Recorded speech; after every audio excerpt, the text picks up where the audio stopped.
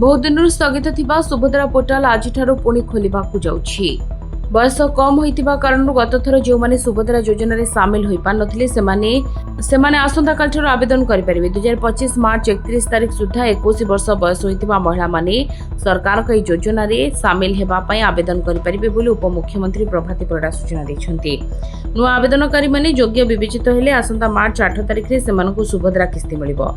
तेबे नुआपड़ारे उपनिर्वाचन पई आदर्श आचरण विधि लागू होइतिबारु सेठारे सुभद्रा पोर्टाल खोलिबो नहीं। आर्थिक वर्ष 2025-26 धार्य 2025 एप्रिल 1 सुधा महिला बयस 21 वर्ष किंबा ताठर अधिक और 60 वर्ष कम हेबा आवश्यक। तेणु आवेदनकारी जन्म तारीख 2 एप्रिल 1965 ठारू एप्रिल 1 2004 मध्य होइथिबा उचित। एपटे पूर्वर 18,000 टंका वृत्ति पाउथिले सुभद्रा पय अयोग्य हेबे छात्री बोली घोषणा करथिले सरकार। कोनोसी छात्री को केंद्र किंबा राज्य सरकार ठारू 18,000 किंबा याठारू अधिक टंकार आर्थिक सहायता मिलुछि कि जदि आपण एपरि सरकारी सहायता पाउथिबे तेबे सुभद्रा योजना रु बात पड़िबे। Report Dinalipi live.